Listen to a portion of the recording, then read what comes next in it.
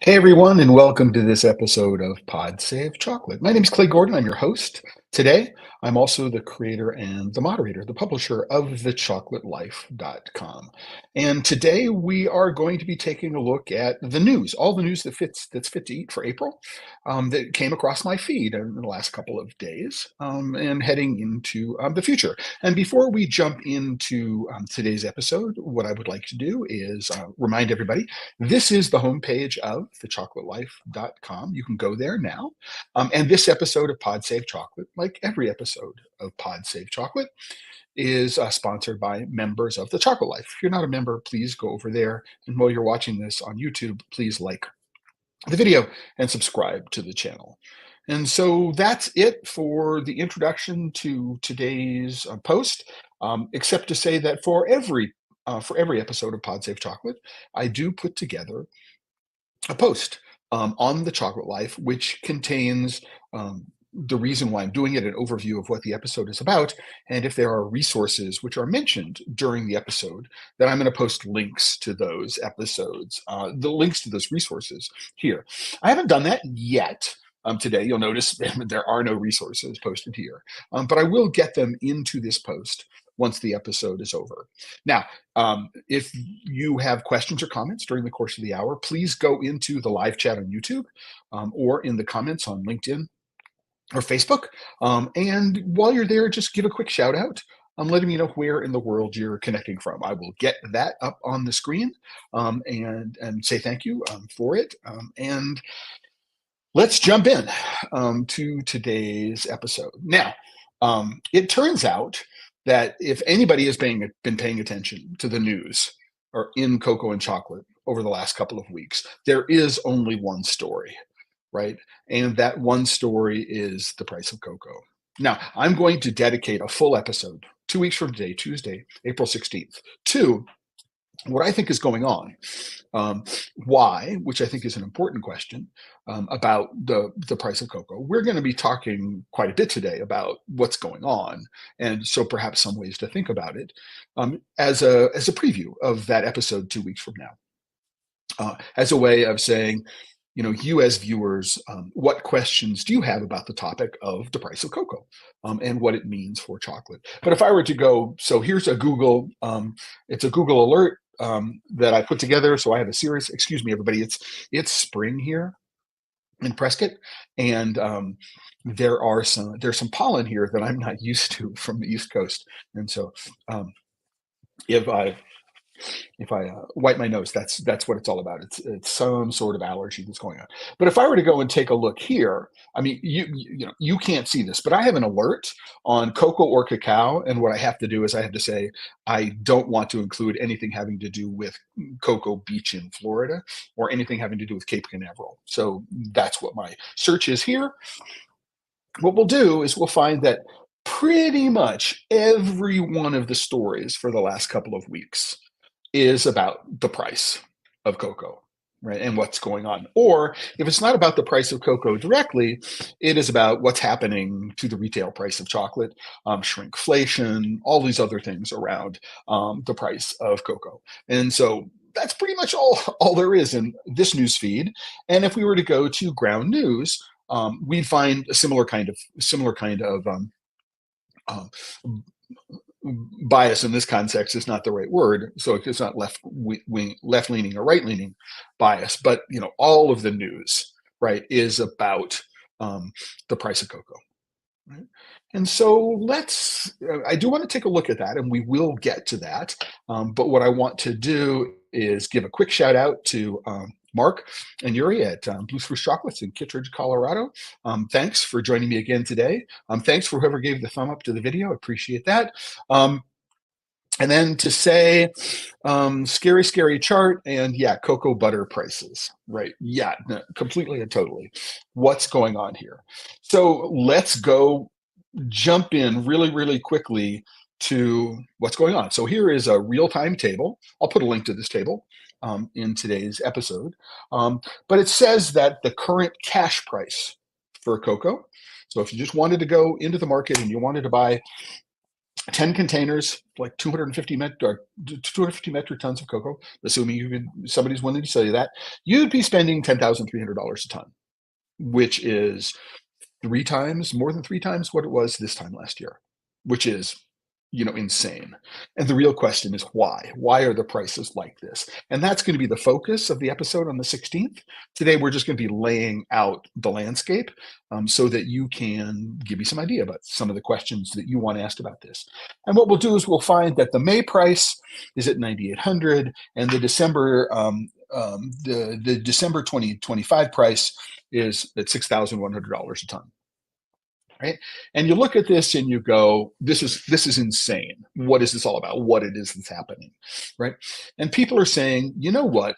This represents the highest price of cocoa of all time, right? Cocoa has never been as high as that. And it turns out that that's maybe true. And, I'm looking over here. Maybe it's true, maybe it's not. So let's go take a look at here. So here is Wolfram Alpha. I'm using it rather than, a search engine because this is about mathematics to begin with, and asking questions like this. And you have to ask yourself the question, okay, if we go back to the last time there was an historic high, which was in the late 1970s, 1977, 1978, thereabouts, right? What is the price of cocoa relative to then? So if you were to say, if the price of cocoa was $10,000 a metric ton in 1977, what does that translate to in terms of dollars today? And it turns out that if we look at it, it's $10,000 a ton in 1997 translates to almost $50,000 a metric ton today. And so what we need to do is recontextualize that number. That $10,000 a metric ton is in what's called constant dollar terms, right? It has nothing to do with compared with inflation. So just really, really important to contextualize that. But what's also interesting to see is, what has inflation been all about? So I actually took a look and said, what is the inflation rate in Venezuela from 1997 to 2024? And we find out that it is 3,413%. What was that? And the reason why that's interesting is if we go back here, what we do is we find that this is a total inflation rate of 395%, averaging 3.46% per year over the course of the last 40 years. So, right, which is compounded. So that's why the number is so much bigger, right? And we look at that and we go, that's pretty crazy, right? But Venezuela, this is entirely different. So how has the price of cocoa kept up with the rate of inflation? And you need to be careful because the rate of inflation differs in one country to the next. All right, so that's interesting. So the rate of inflation from Venezuela from 1997 to 2024, the inflation rate in Ghana, right, 3,776% from 1997 to 2024. Interestingly, you take a look, the inflation rate in the Ivory Coast, man, it's only been 80%. And this is consumer prices. We have to be very, very careful here because this is consumer prices here. It's consumer prices here. It's consumer prices here. This rate of inflation is around dollars, and so it's not a consumer price inflation. So we need to be very, very careful in terms of making sure that what we're doing is we're actually comparing apples to apples. Because I look at the inflation rate from USA from 1997 to 2024, it's an economic property as opposed to a socioeconomic property. And if we actually look at the formula that they're looking at down here, it doesn't talk about consumer prices. So we need to be really, really careful about what we're doing. Even using the same platform to ask what appears to be the same question will come back and give us results which may not be directly comparable. And this is something that I talked about a lot in the discussion around the chocolate scorecard. So we did an episode of Pod Save Chocolate in the last 2 weeks around the chocolate scorecard. And my main objection to my main objection to the chocolate scorecard has to do with the way the data that is gathered, the data that are gathered, is presented to us, right? And the fact that there's some history that is not available to us because this is the 5th edition and we only have this year's and last year's data presented to us on the website, right? And if you actually look from year to year to year, it appears that what they're doing is they're measuring different things. And so we can't do a direct comparison easily of the scorecard from one year to the next year to the next year because of the fact that the data are presented differently, that maybe the data means something differently going into the methodology, how are things calculated, and then the actual data that are being represented are different. Right. So we need to be very, very careful. And so that's one of the reasons why I want to be very, very careful when we talk about this inflation data. So, what are we measuring? How are we measuring it? Is really, really important to consider. But, $10,000 mark, scary, scary chart, Mark. Yeah, right. It is a scary, scary chart. But we need to keep in mind that adjusted for inflation, the numbers we're talking about are not out of line, right? And if you want to see something, I think that is really, really scary here, there is a bit of information from Ground News this morning, right, or yesterday. This showed up yesterday. Is that cocoa bean producers in the Ivory Coast are going to be paid 50% more.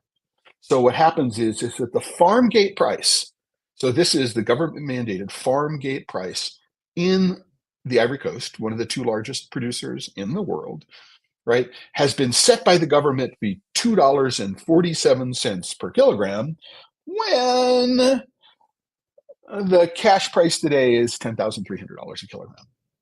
So I've had people come to me and say, oh, wow, that 50% price increase is historic. It's never happened before, that kind of jump in the farm gate price. That's certainly very true. But it's only 25% of what the market price is. So, where is all the money being made in this situation is a question to be asked. If the government of Ivory Coast, if a licensed buying company in Ivory Coast is only required to pay $2.47 a kilo, and they can turn around and charge one of their customers $10 a kilo, right, for the exact same cocoa, what does that all mean? Right? And that's one of the things that I hope to find some answers for. I don't know that I will find, any generally acceptable or generally applicable answer for in the next couple of weeks. But it is something that we need to take into an account. Now, there's also, here's another graph which talks about, let me see if I can zoom it up. All right. So this is from ICCO, and it's a graph of the surplus and shortage of cocoa since 1985. And so one of the things that we're looking at here, right, and so this is the oversupply or short supply in terms of the amount of cocoa, metric tons of cocoa each year, right? And so what we've got here is we have 3 successive years of short harvests. So 2 years ago, we were at 200 metric plus tons short. Last year, we were less than 100 metric tons short of forecast. And this year, we're over 300 metric tons short of forecast. And that 300 metric tons is about 8%. something like that, 8-9% of what was forecast. But it is the third year in a row, right? And this is one of the reasons why supplies are tight, right? It's not just this is just this year, right? But this is the third year in a row, right? So we need to also consider that as one of the compounding factors for what we're doing here. So do I have a handy link to a similar historical chart for craft chocolate beans? Such a chart does not exist. I'm sorry to say, Mark, there is no research that has been done by anyone, whether it's the Fine Chocolate Industry Association, the Fine Cocoa and Chocolate Institute, by the people at Chocoa. Nobody that I'm aware of has done any work about trying to figure out what the cost of cocoa is outside of the market. So we have the cocoa, which is traded on the market, right? And so contracts are pretty much public, or at least pricing is pretty much public.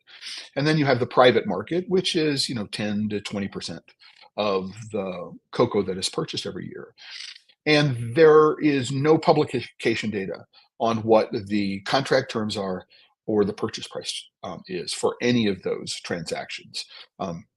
What we do sometimes see is in the 2018 transparency, quote unquote, transparency report that Uncommon Cacao put together, they said, here's what we paid at the farm gate, here's what we paid at the point of export, here's what we paid landed price, and here's what we're selling it for.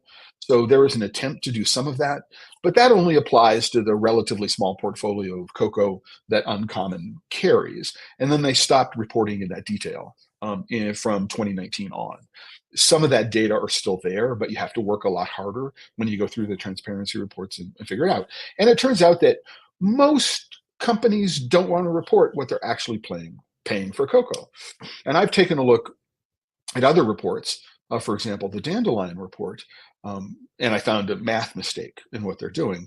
How they're reporting their data is different enough so that it makes it incredibly difficult to compare what's going on. I would love for there to be, as part of a sustainability standard, a reporting standard that actually followed what it is that Uncommon did in their 2018 report, which is this was the farm gate price on the day that we paid, right? I'd also like to know what the market price was, the cash market price was on the day they paid. And we can then go historically find out what's the fair trade price, if there's a living income differential, if there's a country differential, we can calculate all those things and put them in there. And then to follow what the actual delivered price at their factory was, right? It would be interesting to go and as part of a general sustainability reporting standard, that the craft chocolate industry, which doesn't have an organization which represents it, would come together around a standard like that. But at the moment, such a chart does not exist. And I got that chart, I believe, from nope, I didn't get it from this website, Trading Economics. But what I wanted to do was here, I wanted to go back and point out something. Again, I'll put a link to this page. Is that the Cocoa Board, which is the government cocoa board in Ghana, said that the 2023 cocoa harvest will be 422 to 425,000 metric tons, 50% of the country's initial forecast, right? And a 22 year low.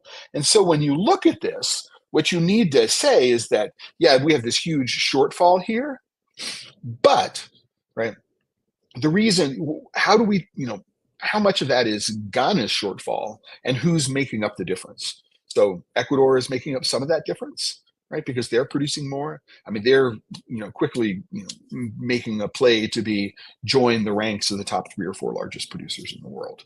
So even with something that looks like this, we need to ask which countries are contributing to these numbers. Which countries are contributing these numbers, and why are they where they are, right? And we need this contextual notes around here to help us right? So ICCO projects the 2023-2024 cocoa deficit, we're here right now, would widen to 374,000 metric tons. Excuse me, that's the number that we see here, 374,000 metric tons. And they also talk about, if not in this article, in another article that I looked at, this is all dependent upon, right? So if we go take a look at this cocoa futures price, all of this is dependent upon not knowing what the harvest is actually going to be over the course of the next 12 months. We're about to get into the off harvest in the Northern Hemisphere in the next month or two. Will it recover? No one knows, right? And so these numbers are, based on putting your finger up in the air. The wind is blowing in what direction? Nobody knows, right? And so we need to be very careful. What's also very, very interesting, and unfortunately this is not something that I thought to do, was I'd like to do like a daily snapshot of these numbers. What I'd like to say is, here's where it was a month ago, and here's what it is today, and see how this chart has progressed. I mean, anecdotally, I can tell you that as these two numbers get higher, so the cash price, and in this case, the May price, 2 months forward price, the cash price is through, we're in April, right? What has gone to this price? And so I know that as this price has gone up by $200 or $300 a metric ton, this price has gone over more than that. It's increased more than that. So it's really hard to know. But I think that one of the things that we need to pay close attention to, that I don't think a lot of people are paying close attention to, is what is this differential? What is the differential between today's cash price and the futures price at this case, December 25, right, which is a long ways out? What does that mean? And how does this gap narrow, or how does that gap, are they moving up, in a way that is actually suggests that one is the cause of the other? Is there a correlation? With this, someday I think that there's some work that needs to be done on that to help understand. And if we actually go look at trading economics, I mean, we have a bunch of other commodities. It would be interesting to see if there's any tracking. I mean, people have said, yeah, the price of cocoa is now higher than the price of copper. That's true. I don't know that that means anything, but because most people actually don't know what the price of copper is. But it sounds good, right? But I don't know actually how meaningful it is. It would be interesting to know.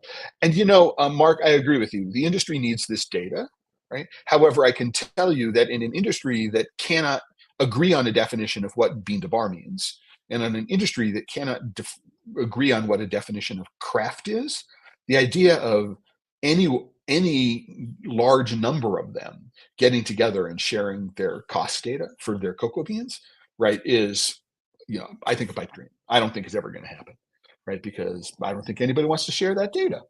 So yeah, it's a really interesting, really interesting question. But there's also another really interesting point about this that I want to make. Excuse me for a second. And this comes out of, so this is a graph that I've shared before, because I did a Pod Save Chocolate episode about communicating the flavor of cocoa and chocolate, right? And what I want to suggest is that the way the data are presented has a really interesting influence on how we feel about it. So on the chart on the left was put together, I think, originally by Shoko. People may know that name. So Frank Homan did a lot of really interesting, groundbreaking work in the economics of cocoa, and did some work in farming down in Nicaragua and Honduras, and other places. There's now a chocolate business called Shoko that Frank is still involved with. And he put together this pyramid, which talks about the cost of cocoa. And the bottom of the pyramid here is bulk cocoa, right? So this is commodity or bulk cocoa, and it's 80% of the market, more or less 70-80% of the market. And here is certified, so it's any bulk cocoa which has any sort of certification on it. And then top two layers, we have specialty cocoa, which are differentiated based on price, right? But if you actually, the challenge with this presentation, this pyramid presentation, is that it actually doesn't represent the difference in the magnitude, right? The absolute, the absolute numbers, right? Right. So the math function, absolute value, right? In this particular case of how much of the cocoa is in which category. And this pie chart over here actually is a much better representation of the distribution of sales. So this black bottom of the pyramid is this blue segment of the pie chart. So visually, does this black chart represent 72%? And the answer is no, it doesn't, right? And this label here is 16%. Does it represent 16%? Well, compared with this, absolutely not.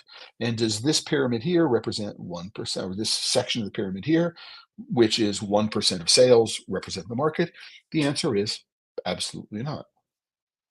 So when we look at graphs like this one, I'm sorry, this one, right? We don't actually have a baseline. So one of the things that I would like to see running through this is what was the forecast for that year, right? In terms of metric tons. And we can create a different access and we can make it a different color and we can get some data. But one of the which is frustrating about the internet is that we could actually click on this ideally, right? If it wasn't just a picture, we could click on this and we could find out which countries are underperforming and which countries are overperforming in terms of forecast, right? And harvest. We don't have any of that data, right? And so our understanding of the world, right, is fundamentally incomplete because the data that are being presented and the way they are being presented, right, doesn't tell enough of the story, right, which enables us to actually make good decisions about what's going on. So I really wanted to point that out. And so we have this one. What I want to do is also, here is another representation of the graph data, right? So if we think about the pyramid from the previous image, right, it's not 80%, 72%. Why? What's the difference between 80 and 72%? It's the year in which the underlying data was taken, right? So we have 80%, 15%, 5.6, and less than 1%. And bulk, and we have bulk, which is certified. We then have this 5 to 6%, which is a price range of, at the time we did this, 2,500 to 5,000 a metric ton, and then anything over 5,000 metric a ton. So that's the difference. But this image here makes the same mistake as this pyramid does, because what it's doing is it's representing all of the different factors as if they are the same magnitude, right? So if I were doing this graph, I did not do this graph. It was a research project. If I was doing this graph, I would try to figure out a way to say, well, this 80% would actually occupy 80% of the height of this, right, in white, and 15% would occupy 15% of the height of this, right? Or 80% would put together 80% of the width of this, right? Some way to be able to say that these things are different from each other, because this 80 to 15 to 5.6, 5 to 6 to 1, we now need to come up in our brains with a visualization that makes sense. And that's a lot harder. It's a lot easier, I would posit, to understand, what these numbers are, right? Now, what I would like to do is I would like to, make this, rather than to zoom in, what I would like to do is I would like to say, when I hover over it, I get to see which countries contribute to the 70%. And then if I knew more, which buyers contributed to this. I mean, there's a lot of ways of making these exploratory kinds of things, which we haven't taken a look at, and I think we need to do. And if you notice some jerkiness on this, I just noticed myself. It's because here on my computer, what I'm doing is I'm switching from one screen to another, and there's a little lag that's going on as I switch from one screen to another, and for some reason, it's interfering with the video. All right. So what I want to put together as a foundation for thinking about the numbers that we're putting that are being represented and why the numbers are the way they are, right? And what don't we know about the numbers?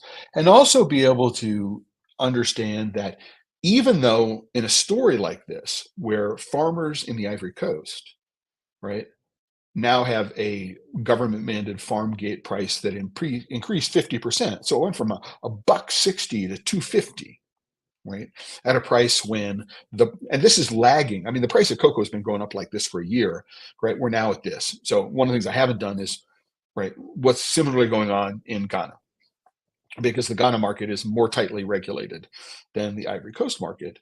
And so one of the things that we also need is a little bit more anecdotal evidence, which says that if there are farmers in a market which is not as tightly regulated, right, are those farmers able to start demanding a lot more money for their beans, right, because they are not limited by a government agency or a government marketing board about what they can charge, right? Anecdotally, I've heard, and this is going back to January when I was in Nigeria, that there are Nigerian farmers that are producing less, right, but are able to producing less because of factors related to climate change and disease and other things like that, right? But are able to actually earn more because the price they're able to charge for their beans more than makes up for the loss in production, right? But that's because the farm gate price in Nigeria is not controlled in the same way. So this is every country is different, right? Every market is different. The government interference or influence is different in every country, and so I think ultimately we in the craft chocolate market would like to know, or we in the specialty chocolate market, which might be a better specialty cocoa market, might be a better way of thinking of it, is how much of this price increase. So how much in this price increase, right? And this is a live number. I can sit here and watch it fluctuate all day long for the May price. Um, how much of this is actually making it to the farmer, right? And the answer is, in many cases, not very, very much, right? So obviously, cocoa butter is a derivative, as is cocoa powder. So we're taking cocoa beans, we're roasting them, we're throwing away 18 to 20% of the weight of the cocoa beans in terms of moisture loss and shells. Could be more than 20% when we combine both of those things together. Um, then what we're going to do is we're going to take them, we're going to grind them into nibs, and then we're going to put them into a press. So we're going to separate the butter from the powder. And so whatever the cost of the cocoa beans is at any particular time, the cost of butter and the cost of powder, right, are going to be some multiple of that number. And there is an inverse relationship. I don't know if you know this, Mark. There's a somewhat inverse relationship, which means when cocoa butter is in high demand, and there's a lot of cocoa butter that's being made, it turns out there's a surplus of cocoa powder that's being made. So the price of cocoa powder tends to go down at a different rate, or it doesn't escalate at the same rate as cocoa butter does. And actually, the inverse is true. Where there's a lot of demand for cocoa powder, then the price of cocoa butter tends to slide. But if you have specialty cocoa beans to begin with, and you're making cocoa butter from specialty beans. One question I have, and I will do a little bit of work for people, is specialty beans tend to have been priced well above commodity. So often, two times what the commodity rate is. And so are we finding that specialty beans are increasing in the same ratio? So if you were paying $6,000 a ton this time last year for specialty beans, are you paying three times that today, right? And I would be interested in knowing. I'm going to be asking that question, so I'm going to be at the Southwest Chocolate and Coffee Festival this coming weekend, and there are going to be a bunch of small producers there. There's also going to be one major American producer there, Guittard, and I'm going to be able to talk about some of the impact on sourcing with them, and see if they'll give me any rough pricing data, how it's changed for them, to see what's going on. But I will be asking a bunch of smaller craft chocolate makers about how this has affected the price that they're paying for beans. I suspect that it is not quite as horrific in terms of the increase in pricing for beans. Um, so, okay. Um, uh, so that's what I want to talk about, the major story in the world of cocoa and chocolate um, today. Um, as a setup for doing a deeper dive 2 weeks from today about what it is that's going on, why this is happening, right? Um, who and or what are to blame for what is happening, and to ask ourselves the question: is there a silver lining? Right? Is this only doom and gloom? Right? Is there anything of hope that we can take out of what's going on in terms of current pricing that's just going way out of whack, way out of whack? Um, um, and I would be interested in anybody's thoughts about that as well. Is there a silver lining that comes out of this? Right? So we would say that, hopefully that what's happening is that farmers will get paid more. Well, this is not happening in the Ivory Coast. I will find out if it's happening in Ghana. I'll go take a look at what the cocoa bud prices are right now. Um, but in the end, we've all been talking about systemic inequity in the farm. So is this going to have a positive or negative impact on illegal labor? Ooh, that would be an interesting question. I'm going to reach out to some people and ask that question. And so it's going to be an interesting next couple of weeks to figure out what it is that's going on. And that's it for the first half of today, roughly. I want to do a quick reset, right? Let everybody know you're watching Pod Save Chocolate. My name is Clay Gordon. Today we're talking about the April news roundup. The first half we've been focusing on the rising price of cocoa and its impact on chocolate. And as a setup for something that's going on, an episode that's I'm going to work on for 2 weeks from today. And to say, if you're watching, go into the comments, the live chat on YouTube, LinkedIn, or Facebook. Let me know where in the world you're connecting from. And then if you have a question about anything that I've said, get it into the comments, and I will be happy to try to answer it today. I haven't, as I mentioned, put all the news links that I've been showing and the images that I've been showing here in the post. I will do that later today after I get done with this episode. I wasn't sure exactly, even an hour ago, I wasn't sure exactly what it was that I was going to have to post. So I just didn't post anything. Going to wait until afterwards. And so, having done all that, there, there are a couple of things that I thought were, news, right? And so were they newsworthy? And the answer is there are some things that are in my feed that are not newsworthy at all. So here is um, it's a website. Where are they located? You know what? Doesn't say. 1971, not the US. Anyway, all right. So this was just published. So it was published yesterday, and I'm trying to decide if it is in fact an April Fool's Day joke, right?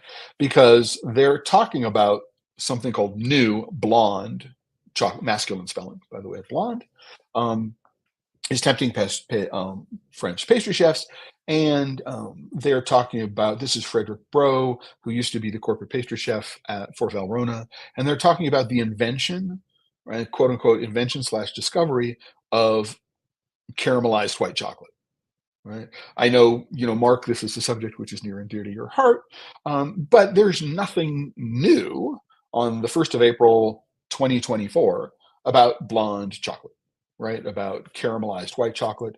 In this particular case, because I think they're talking about Valrhona's Dulce, it's actually white chocolate, which is flavored and colored. It's not actually caramelized white chocolate, although the article is focusing on caramelized white chocolate. But this is in 2024.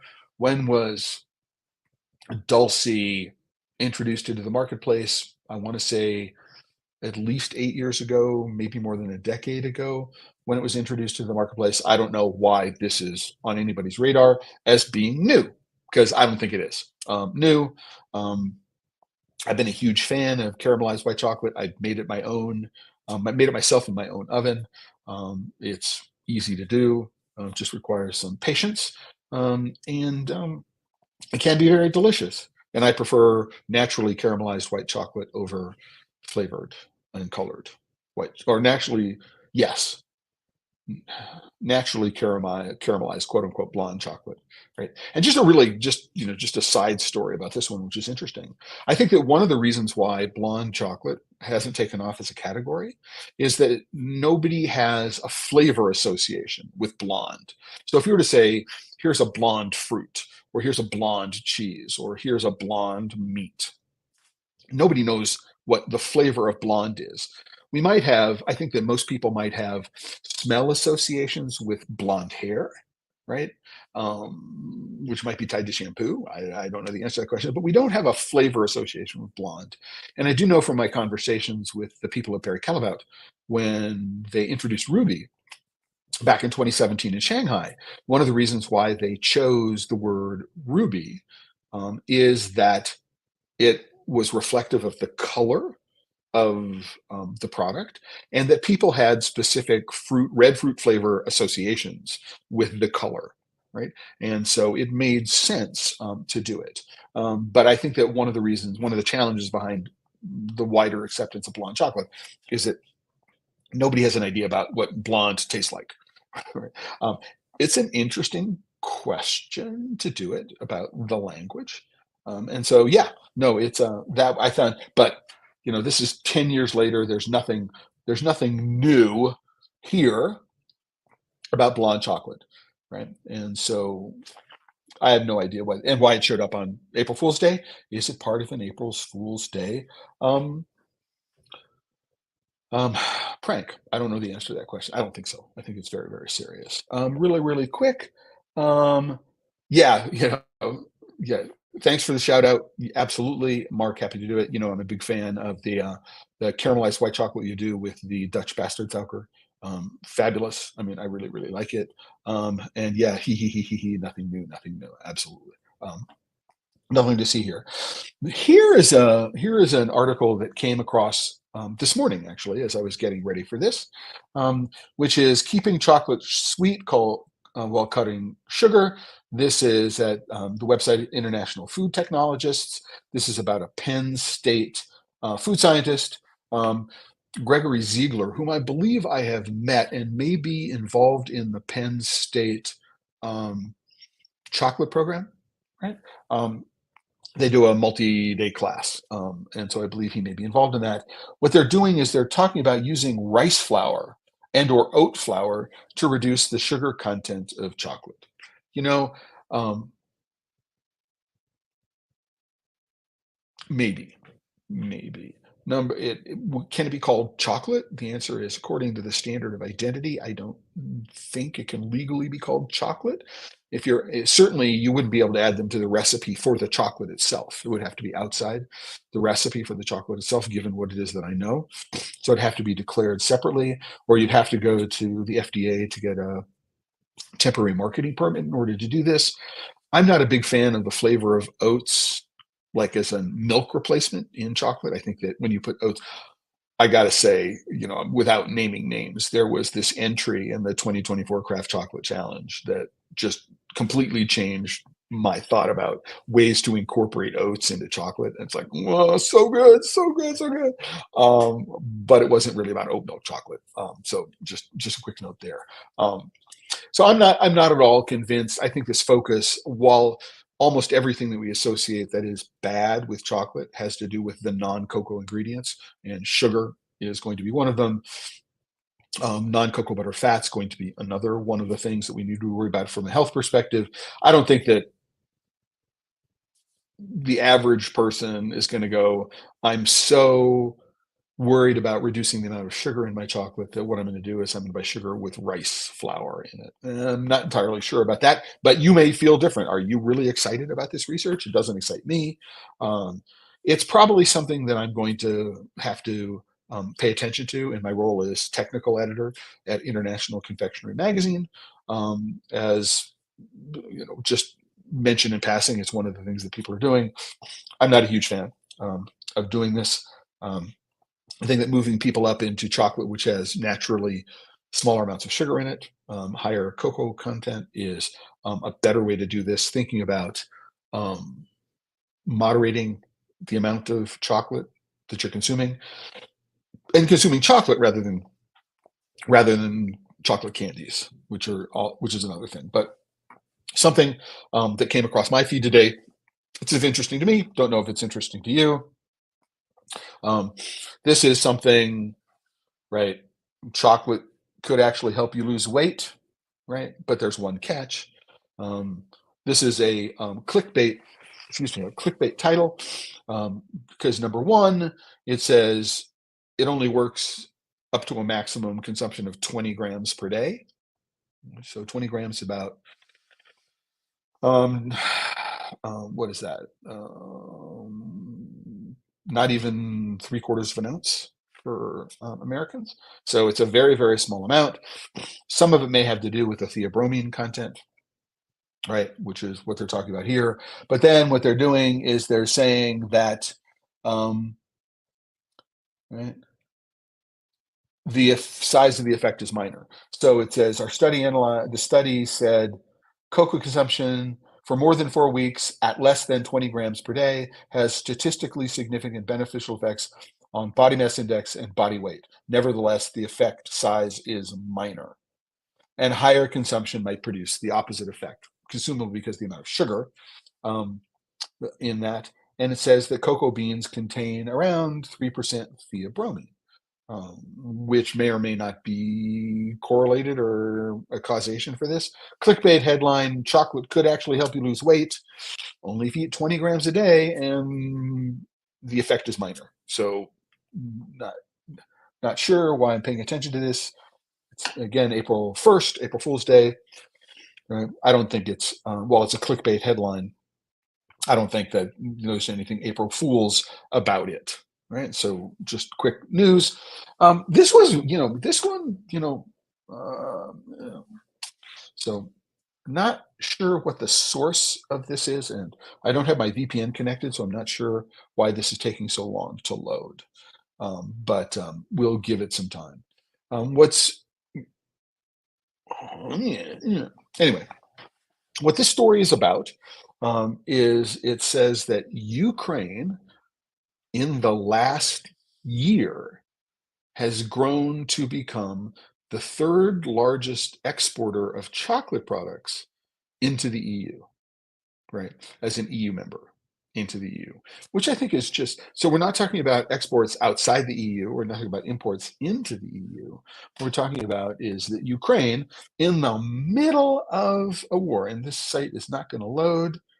Um, so I'll put a link to it, but I think it's really, really interesting. It's an example of resilience in what's going on. It's also an example of how you can take a look at some statistics and see the way that they're working compared with the rest of what's going on in the world. Right. So openforbusiness.com.ua. So not entirely certain why it's not loading this morning. It loaded for me earlier today. So I will put the link to this so that you perhaps more patiently will wait for me. The last story that I want to get to today is from a French publication called it's called France 24, but France in Focus and Foods in Focus. And it's about the way people think about ethical chocolate and the way they write about ethical chocolate.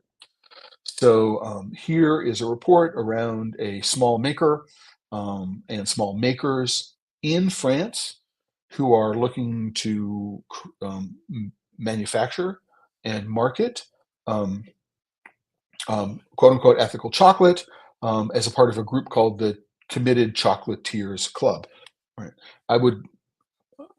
This is not translated from the French into English. I would really like to find out what the translation from the English into the French is and figure it out. I haven't found a link to it yet, and to go. But it is so.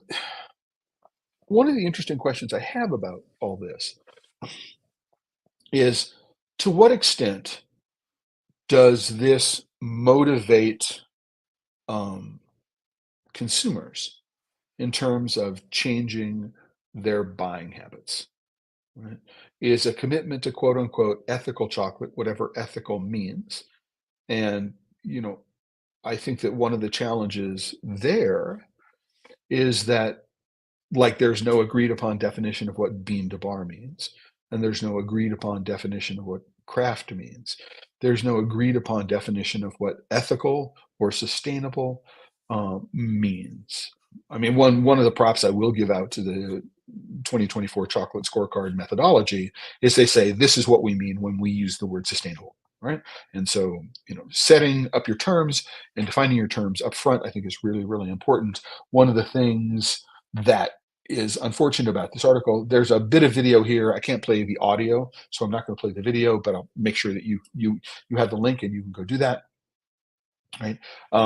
And is to think about this, and that's one of the reasons why I put it here. Is that if you are a chocolate maker, a craft chocolate maker, right? You're selling confectionery that you make. It's not all about manufacturing chocolate. And the use of the word ethical, number one, is how do you explain what you mean by ethical to the customer who comes in? Do you find that in this day and age with rising cocoa prices, is that what people are asking? Right? Our people are asking, well, I see that the price has gone up by 20% in the last 3 months, right? Or 30%. I don't know how much of the price increase in cocoa any of you is absorbing, right? But is the consumer coming in amidst all of this alarm around the rising price of cocoa and shrinkflation and everything they're getting everywhere about, Easter eggs being more expensive and all this kind of stuff, right? Um, has any of that pushed out these notion of ethical and sustainable, right? Is that what motivating people these days, or is it the changing price of cocoa and chocolate, the increase? I'm very, very curious to know. So, sort of anecdotally, I'm looking at the way the conversations are shifting in the news reporting, right? I'm looking in places like the r/chocolate subreddit, and the cocoa and cacao subreddits, seeing what kind of conversations are going there. Um, whether or not people care about these issues of ethics and sustainability, traceability. I mean, is this industry only, or is the average consumer also as um, aware of and concerned about these issues as they have been in the past? I don't know. I don't know the answer to the question, but if you have answers to those questions, and there are things that you would like me to cover in the episode 2 weeks from today, which is going to be on the high cost of expensive cocoa. Right. So I did a high cost of cheap cocoa a couple of months ago, and we're going to do the high cost of expensive cocoa. And one of the things I want to get to is this question: is there a silver lining? Or are there ways that someone can take positive advantage of the price change that is going on, right? So how can we look at these things as an opportunity, not and how do we brace ourselves for things moving forward, right? So just a really, really interesting, I think, framing of the question of the higher price of cocoa over the course that is, we've seen grow over the last year. And I'll do a little bit more research on inflation and all that kind of stuff to see if I can, you know, frame the numbers a little better with that. And with that, I mean, I've come to the end of my news for what it is that I wanted to cover today, what it is that I bookmarked, and set things forward. What I do want to remind people is a couple of things. First one of which is that this episode of Pod Save Chocolate um, has been sponsored by members of the Chocolate Life. Right. So Again, I'm switching back and forth between screens. I'm not certain how much of that delay is visible to you, but as I move cursor focus back and forth, I see a delay. Not certain if you see a delay. But this is the post for today's episode of Pod Save Chocolate. Every episode of Pod Save Chocolate is sponsored by the members of the Chocolate Life. If you're not a member, please go over. My button says account. If you're not logged in, yours will say join. So join. There's always a free membership tier. Any level of support is appreciated, although you can support on a monthly or annual basis if should you have the resources. And I appreciate all of that. I don't do a Patreon. I'm not doing advertising. This is the way that you support what it is that I'm doing. Um, um, and this is what the homepage looks like right now. So you can get an idea. So um, as we go forward, please like the video, right? Subscribe to the YouTube channel, and a few updates over the course of the last few minutes that we're here today. Number one is there will be no episode of Pod Safe Chocolate this coming Friday, which is the 5th of April. I am going to be on my way to Albuquerque for the Southwest Chocolate and Coffee Festival. So I'm going to be on the road, and I'm not going to have an opportunity. I'm not going to do an episode from my car on the road. Yeah, not going to do that. And then the episode 1 week from today, which is Tuesday, April 9th, is going to be the awards presentation for the 2024 Craft Chocolate Challenge. So the organizer of the award, Dustin Cornett, is going to be joining me. Lila Carvajal, whose company Cocoa Supply was the sponsor of the Innovation Award this year, is also going to be joining us. I know that Dustin, the judging is done and the tabulation is all done. And just Dustin is out there reaching out to the winners. And hopefully we will have several of the winners live during the course of the hour. Or if not, they'll be invited to submit a video and we can play that as well, but a week from today. But that's going to begin at 1 o'clock. Mountain Standard Time, Pacific Daylight Time. Later in the day, 4 o'clock Eastern Time. Just it's a better balance of times for everybody who's involved to do it later in the day. So 1 o'clock rather than 10 o'clock a week from today. Friday, the 12th of April, is going to be my roundup of the Southwest Craft Chocolate Festival. I'm giving 4 tasting and pairing classes, and I'll talk about the chocolate and the wine and other things that we're going to be sharing during the day. We're going to be tasting during those. I'm also going to be a judge at the dessert competition and also doing a panel discussion on the business of chocolate with a member of Big Chocolate, a craft chocolate maker, and also some confectioners. And so I'm going to talk about my experience at the Southwest Chocolate and Coffee Festival. That's going to be a week from Friday on the 12th. And then 2 weeks from today is going to be the episode, which is going to be discussing the high cost of expensive cocoa. And I invite everybody to join me there and to go into the comments for any one of these posts. If you're a member, you can go into the comments and you can let me know what you think. And you can ask questions in advance, which are going to guide my discussion and guide my research between now and then. And so I appreciate everybody who's been here from the beginning all the way to the end, who's watched any part of it, who's going to be joining after the fact because it doesn't work for them in terms of time of day. I just want to thank everyone for joining me here on Pod Save Chocolate, and to remind everybody that if you're working with chocolate and you're not having fun, you're doing it wrong. Until the next time, everybody, ciao.